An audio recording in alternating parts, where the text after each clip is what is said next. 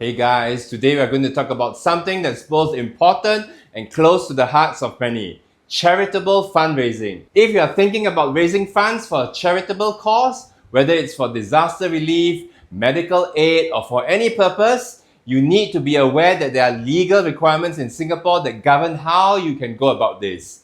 Fundraising is noble, but it must be done within the law to ensure transparency and accountability. Let's dive into the legal requirements that you need to be aware of when organizing a fundraising event or campaign in Singapore. The primary piece of legislation governing charitable fundraising in Singapore is the Charities Act.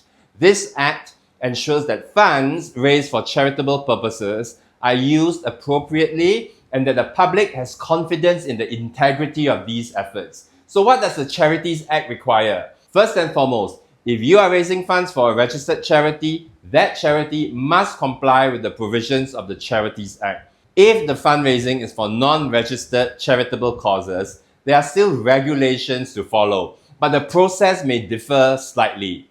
Now let's talk about fundraising permits. Do you need a permit for your fundraising activity? The answer is yes in most cases. Under the House to House and Street Collections Act, if you plan to conduct a fundraising activity in public spaces, such as door-to-door collections, street fundraising, or any activity where you approach the public for donations, you will need to apply for a permit. This applies to registered charities, religious organizations, and even individuals raising funds for a cause. So if you are planning to hold a donation drive at a public event, or even to conduct an online crowdfunding campaign, you may still need to apply for a permit under this act. In today's world, many fundraising efforts happen online. Whether it's through crowdfunding platforms like giving.sg or social media, there are legal considerations you must bear in mind. For registered charities using online platforms, these platforms must comply with the Code of Practice for charitable fundraising appeals conducted online. This ensures transparency about how much money is being raised, the intended purposes of those funds, and how the donations will be used. If you are an individual raising funds online for a charitable cause, even if it's for personal causes such as medical bills, you may still need to declare where the funds are going and comply with certain regulations. Now, before we move on, let's talk about an unfortunate reality: charitable fundraising scams. In recent years, there have been numerous scams involving fake foreigners dressed as monks who approach people in public places seeking donations for so-called temples that do not exist.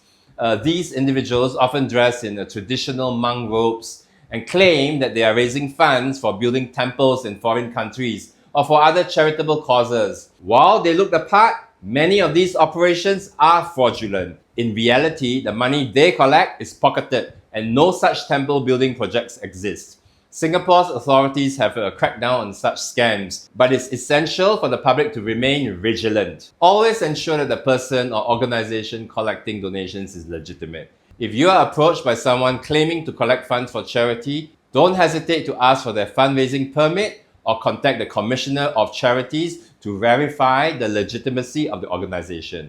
Remember, raising money for a good cause is admirable, but it must be done within the law, and donors must be protected from scams. One of the most important aspects of fundraising is to ensure that funds are used for the intended purpose. Misuse of charitable funds can lead to serious legal consequences under Singapore law. The Charities Act requires that all donations and proceeds must be accounted for properly. This means maintaining detailed records of the funds raised and the expenses incurred, and ensuring that the majority of the funds raised go towards the charitable purpose. Any misuse or mismanagement can result in investigations and penalties. If you are working with volunteers or hiring professionals for your fundraising event, ensure that there's transparency regarding any administrative costs or salaries paid out from the funds raised. Here are a few best practices that you should follow to stay on the right side of the law when fundraising. Number 1, get proper authorization. Ensure you have the necessary permits and approvals from the relevant authorities before you start any fundraising campaign. Number 2, clear communication. Be transparent about where the funds are going. Tell potential donors exactly how their donations will be used. Number 3, keep accurate records. Proper documentation is key. Ensure that you are keeping track of every donation and expense related to the fundraising effort. Number 4, follow the rules for online fundraising. If you are using crowdfunding platforms, make sure to comply with the platform's rules and the law. So that's a quick overview of the legal requirements for charitable fundraising in Singapore, as well as some common scams to look out for. Whether you are a charity or an individual raising funds for a cause, it's crucial to follow these regulations to ensure the integrity of your fundraising efforts.